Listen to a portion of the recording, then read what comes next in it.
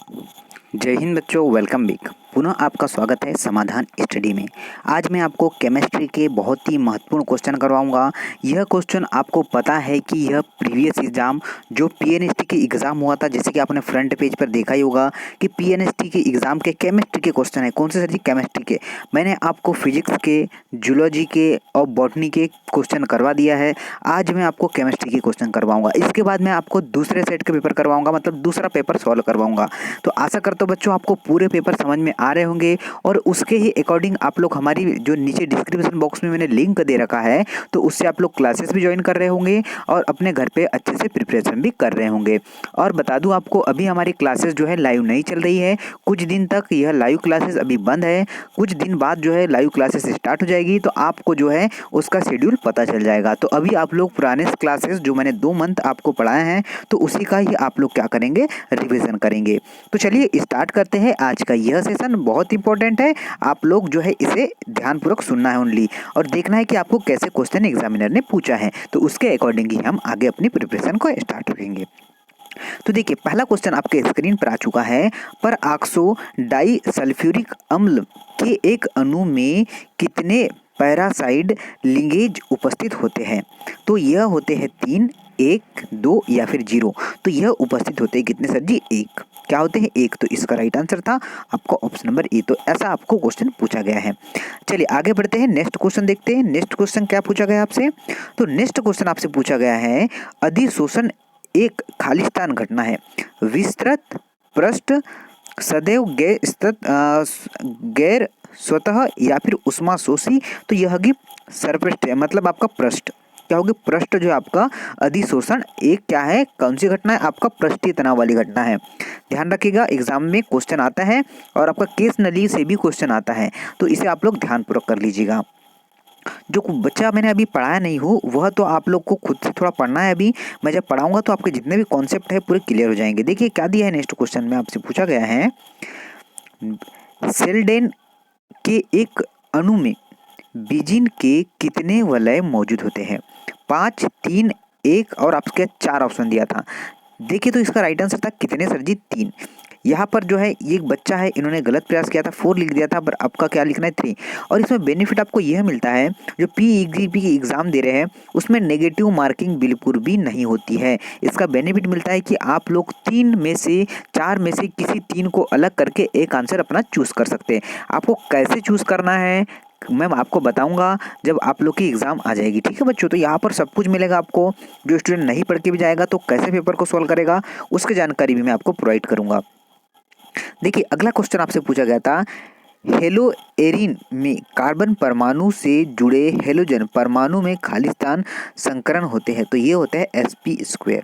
ठीक है बच्चों, ये होते हैं, आपको ध्यान रखना है। ऑप्शन नंबर ए ही इसका करेक्ट था। और ये बच्चा जिन्होंने यह हमें जो पीडीएफ जो प्रोवाइड किया है, मतलब जो अपने आंसर की हमें सेंड किया, उनका बहुत बहुत धन्यवाद कि यह जो है उन्होंने हमें सेंड किया, जिससे कि मैं आपको सभी विद्यार्थियों को करवा पा रहा हूँ। चलिए नाम तो नहीं बताऊंगा बच्चों, बट इनका हम तहे दिल से धन्यवाद करते हैं कि आपने हमारी कुछ हेल्प की, इन सभी बच्चों की हेल्प की जो अभी इसे देख पा रहे हैं। चलिए देखिए आगे, देखिए खालिस्तान असंपीड्य, कठोर और निश्चित आकार वाले होते हैं। द्रव, ठोस, प्लाज्मा या फिर ठोस। तो ये होते हैं सॉलिड। क्या होते हैं? ठोस ही इसका राइट आंसर था। क्या होता है सर जी? ठोस ही राइट आंसर था। असंपीड्य, कठोर और निश्चित आकार वाले क्या होते हैं सर जी? ठोस होते हैं। तो बिल्कुल राइट आंसर होगा आपका ऑप्शन नंबर डी। ठीक है बच्चों, ध्यान रखना है आपको। गैस और जो अपनी अवस्थाएं कितनी होती है? 5 अवस्थाएं। लास्ट वाली कौन सी होती है? प्लाज्मा होती है। ध्यान रखना है, ठोस, द्रव, गैस और लास्ट वाली कितनी होती है सर जी? प्लाज्मा होती है। चलिए चौथी और पांचवी भी आ चुकी है, अब ध्यान रखना है आपको। चलिए आगे बढ़ते सर जी, नेक्स्ट क्वेश्चन कौन सा है? तो नेक्स्ट क्वेश्चन आपकी स्क्रीन पर है, निम्नलिखित में से कौन सा एक मोनोसेकेराइड। तो देखिए ये केमिस्ट्री का नहीं है, यह भौतिक में भी हम लोग पढ़ते हैं और हम लोग केमिस्ट्री में भी पढ़ते हैं इसे। तो आपको मैंने बताया था मोनोसेकेराइड, डाइसेकेराइड, यह कार्बन के क्या है? प्रकार है। मोनोसेकेराइड, डाइसेकेराइड और पॉलीसेकेराइड। तो इसमें क्या राइट आंसर था? इसमें पूछा क्या गया था आपको, निम्नलिखित में से कौन सा एक मोनोसेकेराइड है? तो कौन सा सर जी? आपका गैलेक्टोज जो है आपका क्या है? मोनोसेकेराइड है। ध्यान रखना है आपको, अब भूलना बिल्कुल भी नहीं है। लैक्टोज, स्टार्च और आपका ग्लाइकोलोज, यह सब क्या है सर जी? कार्बोहाइड्रेट के ही एक रूप है। चलिए बढ़ते हैं आगे, नेक्स्ट क्वेश्चन देखते हैं सर जी। नेक्स्ट क्वेश्चन क्या पूछा गया है? तो नेक्स्ट क्वेश्चन समझते हैं, उसके बाद इसका आंसर करेंगे। तो नेक्स्ट क्वेश्चन आपके स्क्रीन पर है, किस अभिक्रिया के लिए अर्ध आयुकाल अभिकारक की सांद्रता पर निर्भर नहीं करता है? प्रथम कोटि के अभिकारक कौन से सर जी? First order reaction. क्या होगा आपका? प्रथम कोटि के अभिकारक। तो यही इसका राइट आंसर था। आपको ध्यान रखना है, मैं क्वेश्चन एक बार पुनः रिपीट कर दूंगा।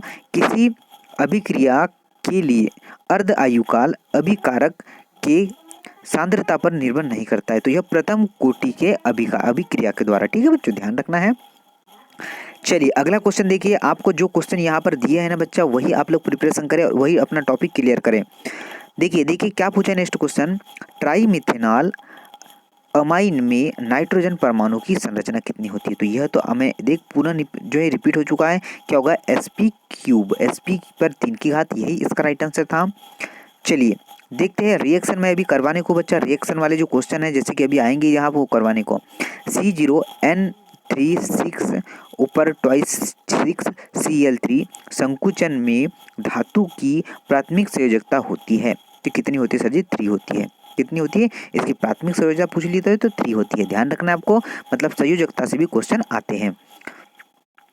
ठीक है बच्चों, क्यों होती है आपको पता है सर जी? क्लोरीन कितना पर होती है? 17 पर होता है। उसके बाद आपको अगर दे दे कोबाल्ट भी दे देगा तो कोबाल्ट को आपको मैंने बताया था याद करने के लिए कि कौन कौन से आपको पीरियोडिक टेबल वाला जो मैंने करवाया था आपको, तो मैंने पीरियोडिक टेबल भी आपको प्रोवाइड कर दिया था PDF के माध्यम से। तो आशा करता हूँ कि आप लोग जो है मैं प्रोवाइड जो करता हूँ आपको कंटेंट वो आप लोग याद करते होंगे। पिक्रिक अम्ल के एक अणु में कितने OH समूह उपस्थित होते हैं? 3, 0, 2 या 1। तो कितने उपस्थित होते हैं सर जी? 1 उपस्थित होते हैं। मैंने आपको जो है यहाँ पर क्या बताया था? pH स्केल बताया था। उसमें जो OH नेगेटिव यहाँ होता है, आपका H+ यहाँ आयन होते हैं, यहाँ पर उदासीन होता है, यहाँ पर क्या होता है सर जी? यहाँ पर होते अम्ल जो खट्टे होते हैं, क्षार क्या होते हैं? कड़वे होते हैं। मैंने आपको बता चुका है, कई बार यह बताते रहता हूँ। चलिए आगे बढ़ते हैं, नेक्स्ट क्वेश्चन देखते हैं सर जी। नेक्स्ट क्वेश्चन क्या है? तो नेक्स्ट क्वेश्चन आपके स्क्रीन पर है, एक निद्रापक एजेंट कौन है? तो यह आपका अमाइटल। क्या होगा? अमाइटल जो है एक आपका निद्रापादक एजेंट है। ध्यान रखना है आपको, एग्जामिनर आपको कैसे भी क्वेश्चन दे सकता है और कोई भी टॉपिक का क्वेश्चन उठाकर दे सकता है, तो हमें तो पूरा ही सिलेबस कवर करना है। चलिए, पर मैं यह कंटेंट लाने का आपका यही मकसद है मेरा कि आप लोग जो पढ़ रहे हैं ना बच्चों, तो आप लोग सही वे की ओर जाइए। देखिए आप पढ़ कोई और रहे हैं, एग्जाम में कुछ और आ रहा है, इसका मतलब आप लोग क्वालिफाई बिल्कुल भी नहीं होंगे। यह PDF इसलिए आपको प्रोवाइड हो रहा है, ये क्वेश्चन आप लोग इसलिए प्रोवाइड कर रहा हूँ कि मैं आपको बता सकूँ कि आपको किस वे की ओर बढ़ना है और कैसे आपको तैयारी करना है, ताकि आप लोग इन क्वेश्चनों के माध्यम से अपनी तैयारी को चेंज कर ले। जो आप पहले करते थे उससे आप दूसरी वे पर आ जाएँ। चलिए देखिए, कीटों और इनोल रूप खालिस्तान है, तो ये होगा टार्टोमर्स। क्या होगा? टार्टोमर्स इसका राइट आंसर था, ऑप्शन नंबर A। चलिए बढ़ते हैं आगे, नेक्स्ट क्वेश्चन देखते हैं क्या पूछा गया है।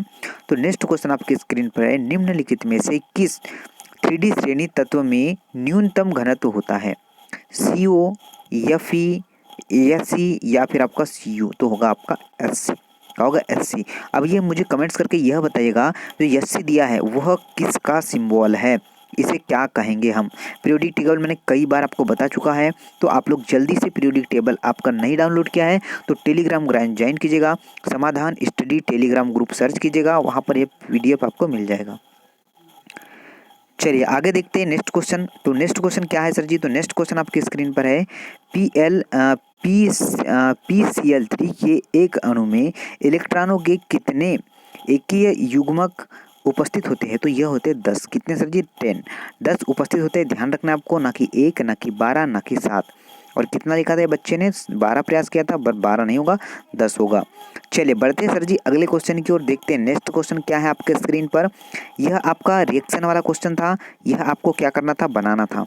और जो यहाँ पर जो आने वाला है, जो इससे क्या बनेगा? उत्प्रेरक कैटालिस्ट X जो है क्या है? तो यह देख रहे, ये जो X दे रहा है यह Cu होगा। ठीक है बच्चों, क्या होगा? Cu होगा, कॉपर होगा। चलिए आगे बढ़ते हैं, अगला क्वेश्चन देखिए, फिर ऐसे ही समस्थानिक वाला क्वेश्चन आ चुका है आपकी स्क्रीन पर। तो समस्थानिक देखिए क्या होगा? तो G यहाँ पर होगा डेल G बराबर 0। क्या होगा? Del G। समस्थान्य पर से H2O मतलब हाइड्रो पानी, और क्या होगा? H2O G अभिक्रिया के लिए ग्रिप्स ग्रिप से मुक्त ऊर्जा परिवर्तन होता है, तो डेल जी बराबर 0 होगा। यही आपका समीकरण था और यही आपका राइट आंसर था। चलिए बढ़ते हैं आगे, नेक्स्ट क्वेश्चन देखते हैं। नेक्स्ट क्वेश्चन क्या पूछा गया और कैसे पूछा गया, कैसे क्वेश्चन आ रहे एग्जाम में, देख लेते हैं हम लोग। देखिए, डाइजोनियम क्लोराइड और फिनोल की प्रतिक्रिया से कौन सा पदार्थ बनता है? तो बनता है आपका पी हाइड्रोक्सिन एजोबेंजीन बनता है। ठीक है बच्चों, क्या ऑप्शन नंबर बी ही राइट आंसर था और ये बहुत ही शानदार तरीके से बच्चे ने सही प्रयास किया है। क्या होगा? ऑप्शन नंबर बी ही राइट आंसर होगा। बहुत ही धन्यवाद यहाँ पर जिन्होंने ऑप्शन नंबर बी ही किया था। चलिए आगे बढ़ते हैं, नेक्स्ट क्वेश्चन समझते हैं। सर जी नेक्स्ट क्वेश्चन क्या है?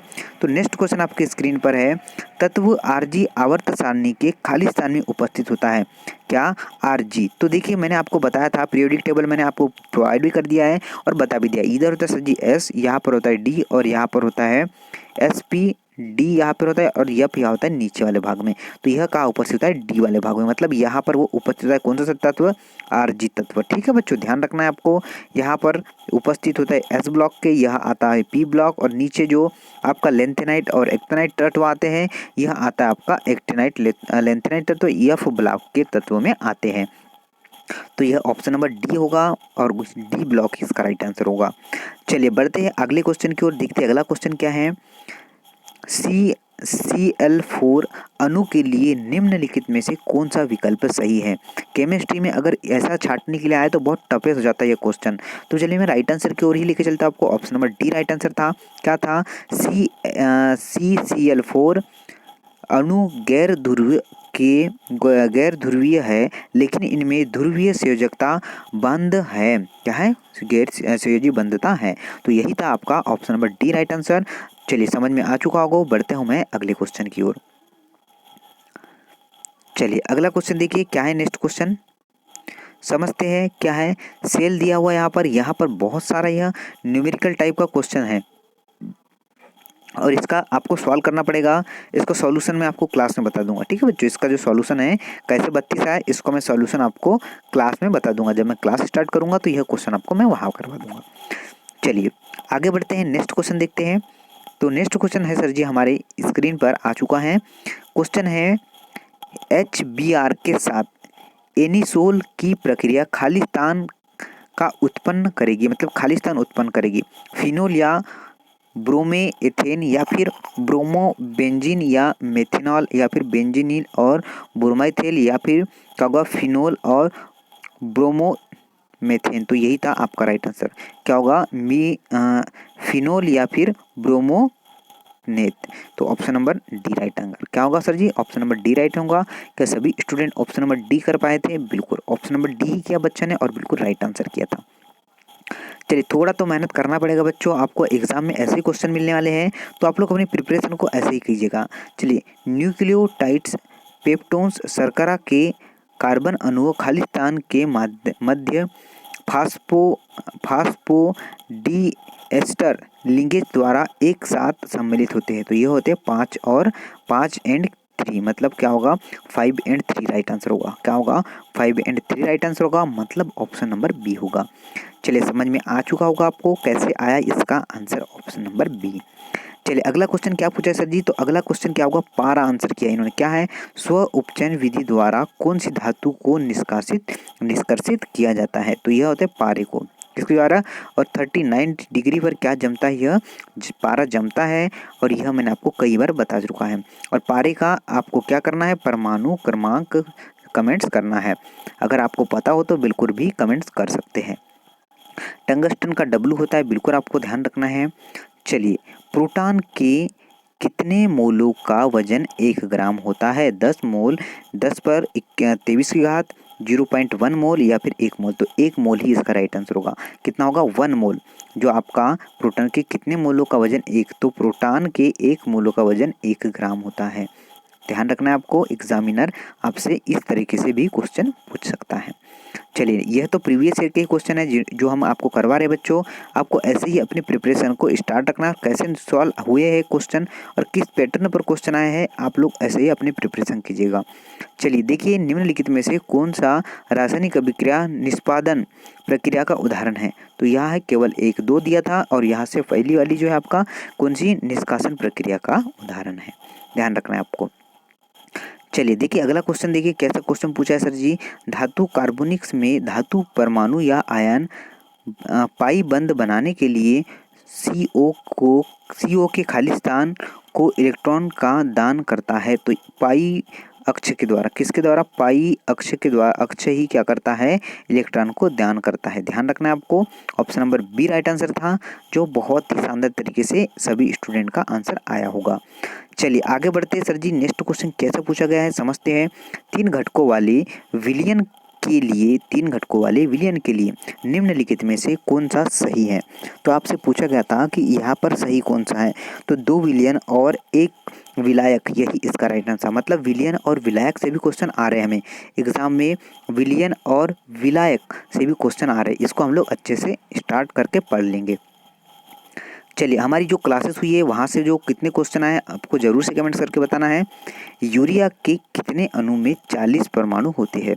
तो यूरिया के 5 अणु में कितने सर जी? यूरिया के 5 अणु में जो है यूरिया के 5 अणु में कितने अणुओं में 40 परमाणु होते हैं? तो इसमें होते हैं 40 परमाणु।